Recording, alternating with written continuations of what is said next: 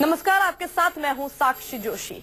488 साल पुराना एक विवाद जो पिछले 60 साल से कानूनी दांव पेच में उलझा हुआ है।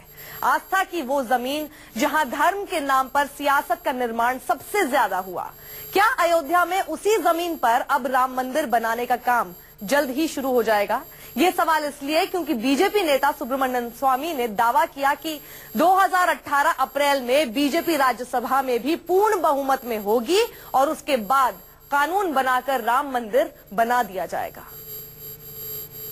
राम जन्मभूमि वो सिर्फ मंदिर के लिए रहे, क्योंकि मस्जिद कहीं भी बन सकती है। अगर डराने की कोशिश कर रहे हैं तो वो किसी और को जाकर मंदिर बने, ये करोड़ों करोड़ हिंदुओं की आस्था का विषय है। उनकी दम है तो लेके आए और इन सारी चीजों का मुकाबला होगा। राम जन्मभूमि के आगे पीछे दाएं बाएं सब जगह मस्जिद है। बहुत से लोगों की तूफानें चल रही हैं, बहुत से लोगों के राजनीतिक हित, तो वहाँ पर भव्य राम मंदिर बने, ये हम सब लोग चाहते हैं।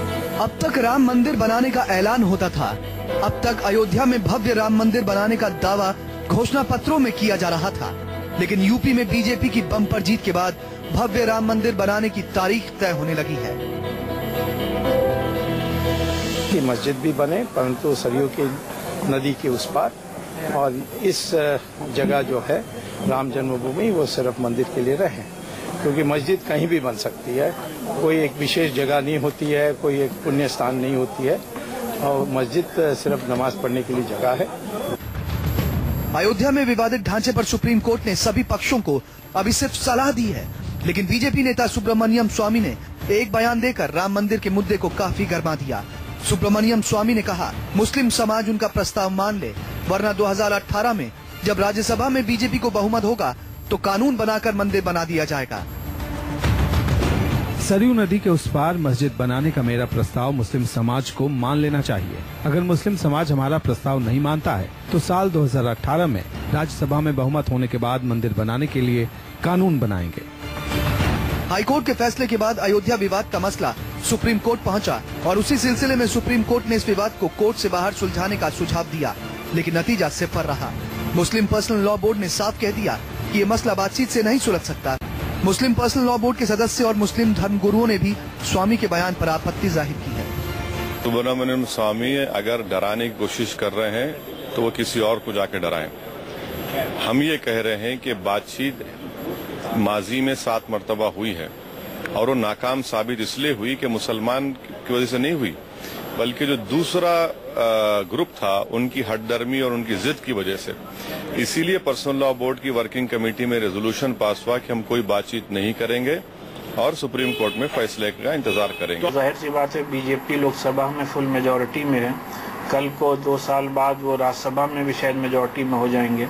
वो कानून बना सकते हैं, लेकिन एक डेमोक्रेसी में आपको मेजोरिटी और माइनॉरिटी दोनों के सेंटिमेंट्स और का ख्याल रखना होगा। सर, कहने की कोशिश ये की गई है चीफ जस्टिस साहब के द्वारा कि मीडिएशन के जरिए हल किया जा सकता है। इस बात की संभावना गुंजाइश कितनी लगती है आपको? बेटा, ये हमारे प्रोफेशनल कंडक्ट का एक रूल है कि don't fight as much as you can in courts, fight outside and peacefully settle disputes as possible. कोर्टों में लड़ने से आपस में लीडर्स मिलो और प्रेम मोहब्बत के साथ ये प्रॉब्लम सॉल्व करो। अयोध्या विवाद के बाद बनने वाले देश के हर प्रधानमंत्री ने इस मसले को कोर्ट से बाहर आपसी सहमति के आधार पर सुलझाने की कोशिश की। करीब 7 बार ये कोशिश हुई, लेकिन मामला इतना पेचीदा और संवेदनशील है कि विवाद से जुड़े दोनों पक्ष कभी एक राय पर नहीं पहुंच पाए।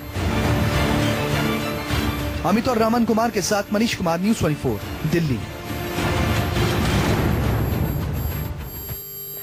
स्वामी ने कह तो दिया, लेकिन सवाल ये है कि राम मंदिर बनेगा कैसे? क्या 2018 अप्रैल तक राज्यसभा में बीजेपी को बहुमत मिल जाएगा? आपको बताते हैं राज्यसभा का पूरा गणित क्या है, पूरा इक्वेशन जिस आधार पर स्वामी ये दावा कर रहे हैं कि बीजेपी को बहुमत मिलेगा, कानून बनेगा और बन जाएगा राम मंदिर। अयोध्या में राम मंदिर बनाने के 3 विकल्प हैं। पहला विकल्प, अदालत इस पर कोई अपना फैसला सुनाए। दूसरा विकल्प, आपसी सहमति से कोई फैसला हो जाए। तीसरा विकल्प, केंद्र सरकार कानून बनाए, वो दोनों सदनों में पास हो जाए। सुब्रमण्यम स्वामी तीसरे विकल्प के आधार पर राम मंदिर बनाने की बात कह रहे हैं। उत्तर प्रदेश और उत्तराखंड के विधानसभा चुनाव में बड़ी जीत के साथ बीजेपी और मोदी सरकार दोनों ज्यादा मजबूत हुई हैं। इस जीत का फायदा बीजेपी को अप्रैल 2018 में और ज्यादा मिलेगा, जब राज्यसभा में बीजेपी की सीटें बढ़ेंगी। स्वामी को भरोसा है कि अप्रैल 2018 में बीजेपी राज्यसभा में बहुमत में आ जाएगी, जिसके बाद राम मंदिर बनाने की राह आसान हो जाएगी। मंदिर तो वहाँ है ही है, भव्यता दिव्यता देनी है, बाकी तो कुछ करना नहीं है। भव्यता दिव्यता देनी है, बाकी कुछ करना नहीं।